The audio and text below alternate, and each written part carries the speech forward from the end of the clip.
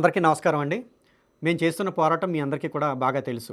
ఆర్థికంగా మమ్మల్ని ఎంత తొక్కాలని చూస్తున్నారు, మా మీద ఎన్ని కేసులేస్తున్నారు, అలానే ఎక్కడెక్కడ తిప్పుతున్నారనేది కూడా మీ అందరికీ తెలుసు.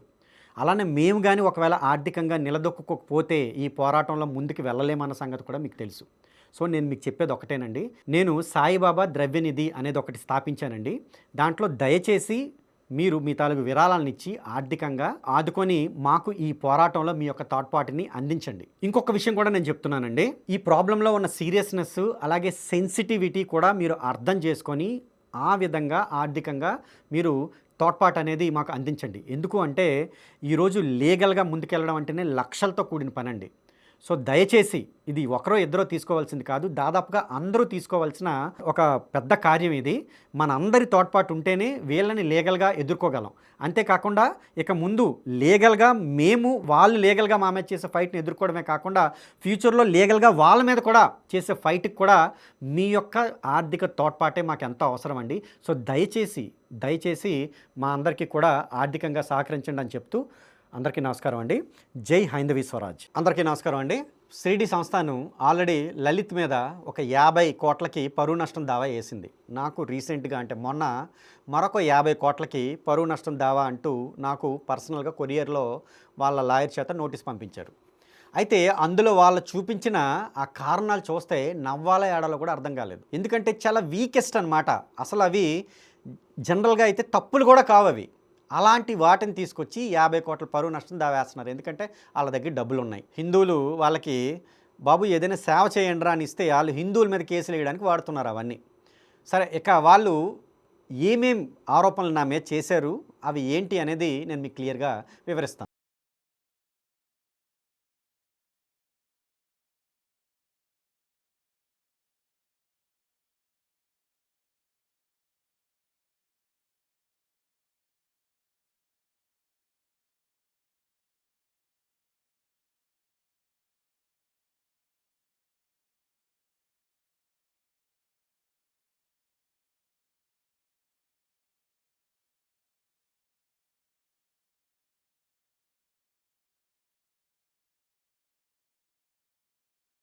మొదటిది ఏంటంటేనండి, నేను ఒక వీడియో చేశాను. అదేంటంటే సాయిబాబా నాకు కలలో కనిపించారని, ఆయన ముస్లిం అని చెప్పుకున్నారని, అలానే బాబు ఈ హిందువులంతా కూడా నన్ను హిందూ అనుకొని పూజిస్తున్నారు, దానివలన నేను స్వర్గానికి వెళ్ళడం కాస్త కష్టం అవుతుంది. ఎందుకంటే జడ్జిమెంట్ డే రోజు మా మతం ప్రకారం నేను ముస్లిం అని ప్రూవ్ చేసుకోవాలి, కానీ వీళ్ళంతా కూడా నన్ను పూజిస్తే ప్రాబ్లం అయ్యేటట్టుంది, నువ్వు చెప్పు క్లియర్గా అని చెప్పినట్టుగా నాకు కళ వచ్చిందని నేను చెప్పాను. దాన్ని వీళ్ళు ఏమన్నారంటే నా కళ ఫ్యాబ్రికేటెడ్ అంట, నేను ఫాల్స్గా నా కళని చెప్పానంట.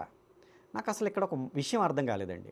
నాకు ఏం కళలు రావాలి, ఏం కళలు రాకూడదు అనేది షిరిడి సాయి సంస్థ ఏమైనా డిసైడ్ చేస్తుందా? అంటే వీళ్ళు చెప్పినట్లుగా నేను కళలు కానాలా? ఇది మొదటి క్వశ్చన్. రెండో క్వశ్చన్, నా కళ తప్పు అని మీరు ఏ పారామీటర్స్ ఉపయోగించి చెప్పారు, ఎలా తెలుసుకున్నారు? రెండో విషయం.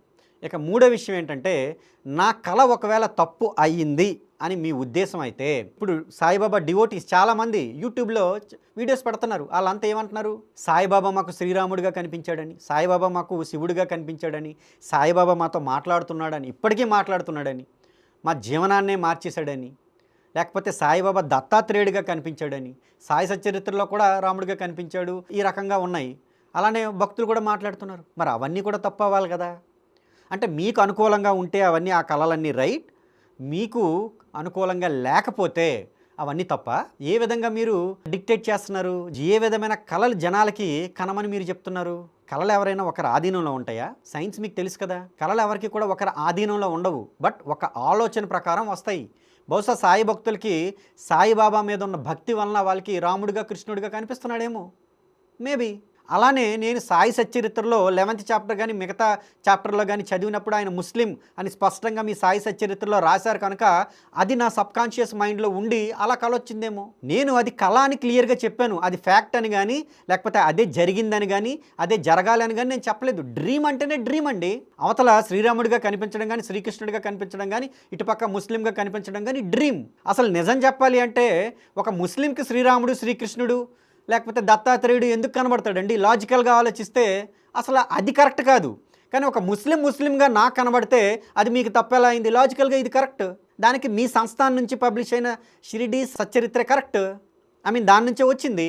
ఇది లాజికల్గా కరెక్ట్ అవుద్ది, కానీ అది లాజికల్గా ఎలా కరెక్ట్ అవుద్ది? సాయిబాబా హిందూ అని మీ సాయి సచ్చరిత్రలో ఎక్కడ రాసింది? ముస్లిమే కాదు, హిందువు కాదు అని రాశారు. కానీ నెక్స్ట్ దాంట్లోనే ఆయన ముస్లిం అని ఆయనే చెప్పుకున్నట్టు రాశారు. సో అది ఎలా తప్పు అవుద్దండి? మీరు డిక్టేట్ చేసినట్టు జనాలకి కళలు రావండి. అవి వాళ్ళ తాలూకు ఆలోచనలు బట్టి వస్తాయి. సో మీరింత వేక్ పాయింట్ని దీంట్లో తీసుకొని 50 crores వేశారు అంటే ఇంకా అది నేను మీ విజ్ఞతకే వదిలేస్తున్నా. ఇక రెండో పాయింట్కి వెళ్దాం. చాప్టర్ 18లో రాధాబాయి దేశ్ముఖ్ అనే ఒక ఆవిడ గురించి నేను ఒక వీడియో చేశాను. ఆ వీడియోలో సాయిబాబా గురువు ముస్లిం అని, అలానే ఆయనకి మంత్రాలు చెప్పడం రాదు అనేది కూడా నేను దాంట్లో చెప్పాను. అదంట నేను ఫ్యాబ్రికేట్ చేశానంట, ఫాల్స్గా చెప్పానంట. ఇక్కడ నేను వాళ్ళు ఏమేమి ఆ సాయి సచ్చరిత్రలో రాశారో అదే క్లియర్గా స్క్రీన్ షాట్స్ పెట్టి నేను అక్కడ చదివానంతే.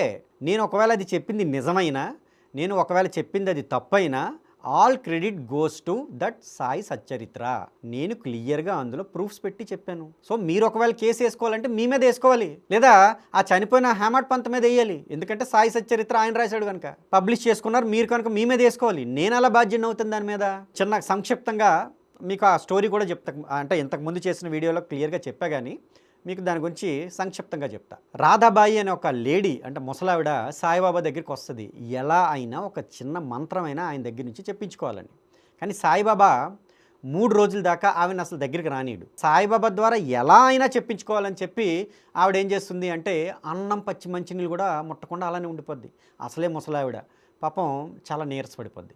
అది చూసి సాయిబాబా తాలూకు భక్తుడు ఒక ఆయన సాయిబాబా దగ్గరికి వచ్చి ఆవిడ చూస్తే చనిపోయేటట్టుంది, మనకు చాలా ప్రాబ్లం అవుతుంది అనగానే సాయిబాబా ఆమెను పిలిచి, అమ్మా నేను మా తాలూకు గురువుకి చాలా ఉపచర్యలు చేసినా ఆయన నాకు ఒక్క మంత్రం కూడా చెప్పలేదు. కారణం ఆయన ఔలియా. ఔలియా అనే పదం అక్కడ ఉంది. అంటే ముస్లిం అనమాట. ఔలియా అంటే ఏంటంటే అల్లాకి మిత్రుడని అర్థం. ఆయన నాకు ఏ మంత్రాలు నేర్పలేదు, సో నేను కూడా నీకు ఏ మంత్రాలు నేర్పను. అంతేకాకుండా నాకు ఉపదేశించడం రాదు. ఇది 10th చాప్టర్లో కూడా ఉంది, ఉపదేశించడం రాదు. ఈ మొక్క కూడా ఆయన చెప్పినట్టుగా అందులో ఉంది. చెప్పగానే ఆవిడేంటి విషయం వెంటనే అర్థం చేసుకొని ఆవిడ లేచి వెళ్ళిపోద్ది. అంటే ఈయనకి ఇంకా ఎలాగో మంత్రం చెప్పలేడు కదా అని. ఇది అందులో ఉంది, నేను అదే చెప్పాను. వీళ్ళేం చెప్తారు అంటే ఇంకేదో 51 చాప్టర్లోనే ఎక్కడో అంట ఆయన భగవద్గీత గురించి మాట్లాడాడు, లేకపోతే విష్ణు సహస్రనామాల గురించి మాట్లాడాడు, లేకపోతే పురాణాల గురించి మాట్లాడాడు, ఆయన వాళ్ళ శిష్యులకు కూడా అవన్నీ చెప్పాడు అని ఉంది. ఇక్కడ నా పాయింట్ ఒకటే, అవన్నీ డిస్కస్ చేశాడా లేదా అని నేను మాట్లాడలేదు కదండి. ఇక్కడ మంత్రోపదేశం చేశాడా, ముక్తి మార్గాన్ని ఆయన చూపించాడా?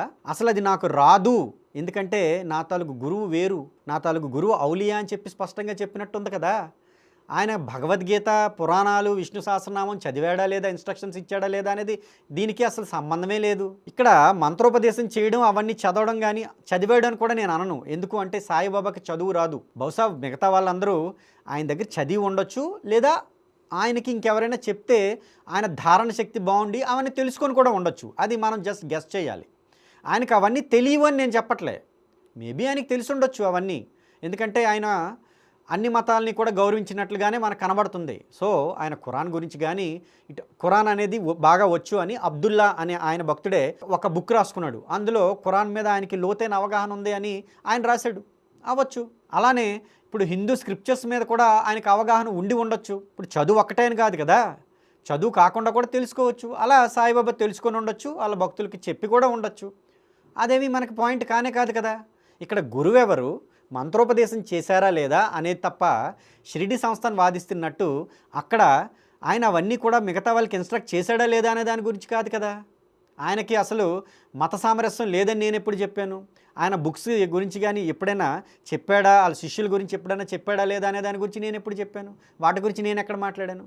రెండు వేరు విషయాలను తీసుకొచ్చి నా మీద పరువు నష్టం దావా వేయడం ఏంటి అసలు? ఇకపోతే మూడవ అభియోగం అనమాట. సాయిబాబా తాలూకు సచ్చరిత్ర 700 pages ఉన్నది 300 pages షార్ట్ చేసి ఇప్పుడు అమ్ముతున్నారు అని నేను అన్నాను. అది ఫాల్స్ అని అన్నారు. ఫాల్స్ అవునో కాదో మాకేం తెలుసు. మేమైతే సాయి సచ్చరిత్ర విమలా శర్మ అనే ఒక లేడీనో జంటో నాకు తెలీదు, వాళ్ళు అనువాదం చేశారు. ఎవరిది? హేమట్ పంత్ రాసింది. ఆ బుక్నే మేము చెప్తున్నాం. అది 700+ pages ఉంది. అది మరి ఎవరు పబ్లిష్ చేశారు? సాయి సంస్థనే పబ్లిష్ చేసింది. మరి ఇప్పుడు అది దొరుకుతుందా? దొరకట్లేదు. ఆన్లైన్లో అది అవైలబుల్ లేదు. ఇప్పుడు దొరుకుతుంది ఏంటి? 300 pages దొరుకుతుంది. దీన్ని కంపేర్ చేసుకుంటే 400 pages ఎగిరిపోయాయి. దాంట్లో ఉన్నంత విపులంగా దీంట్లో లేదు, దాంట్లో చెప్పినంత విపులంగా దీంట్లో లేవు.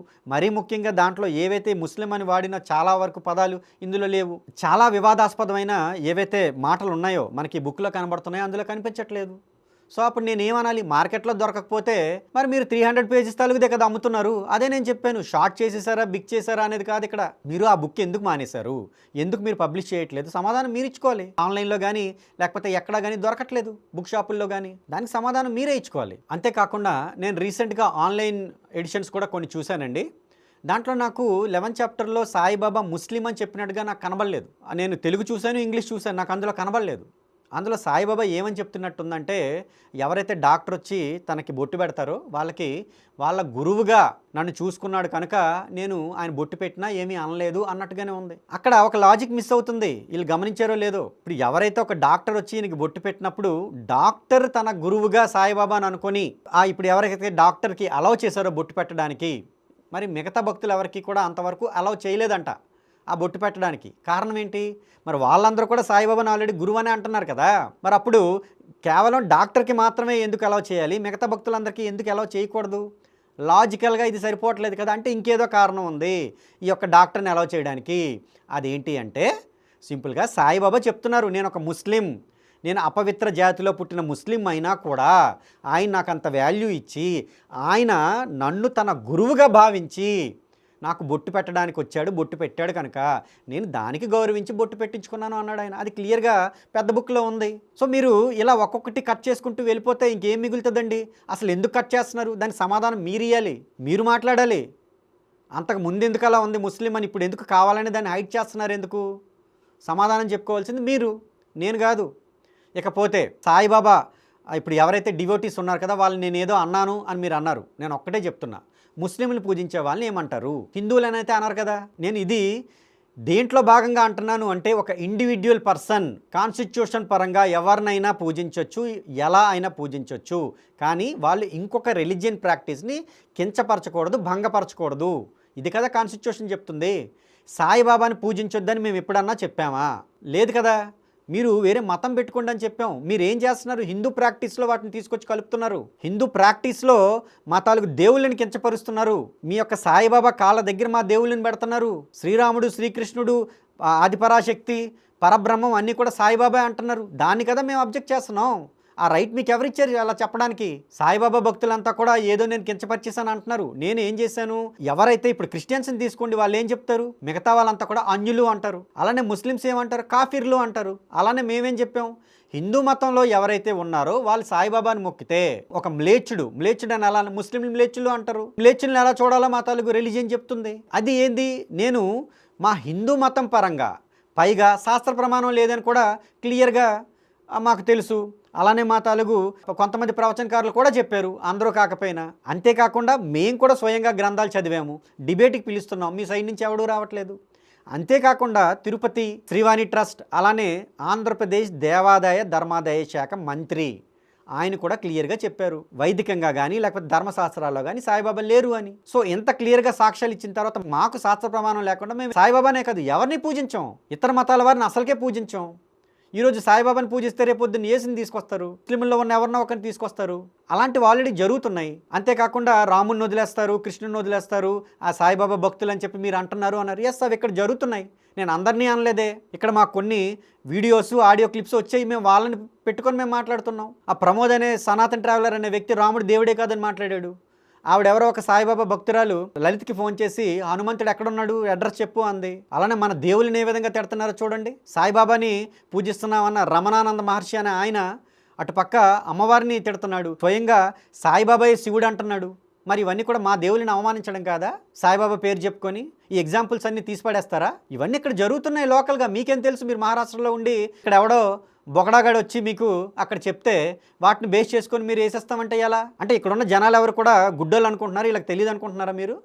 ఇక్కడ అన్నీ తెలుసు వీళ్ళకి. మీరు ఇలా హిందువుల తాలూకు డబ్బుని తీసుకొచ్చి హిందువుల మీదే కేసులు వేసి బెదిరిద్దాము అనుకుంటే ఇక్కడ ఉన్న సామాన్య హిందువుల్లో మీ మీద వ్యతిరేకత వస్తుంది. ఇక్కడ సాధారణ హిందువులే సాయిబాబా గుళ్ళకి వెళ్తున్నారు. మీరు మేము అడిగే ప్రశ్నలకు సమాధానాలు చెప్పకుండా మీ తాలూకు అధికారాన్ని అడ్డుపెట్టుకొని మమ్మల్ని ఏదో బెదిరించాలని, టార్చర్ చేయాలని, అణిచివేయాలని చూశారనుకోండి, ఆ ఎఫెక్ట్ సాధారణ హిందువుల మీద పడుతుంది. మీరెవర్రా మా హిందువుల మీద? అసలు మీరు శాస్త్ర ప్రమాణం లేకుండా ఎవరినో ఒక వ్యక్తిని తీసుకొచ్చి మా గుడుల్లో పెట్టి పూజించమని చెప్పి మమ్మల్ని మోసం చేస్తున్నారు అని వాళ్ళు అడగరా? అప్పుడు వెళ్తారా వాళ్ళు గుడులకి?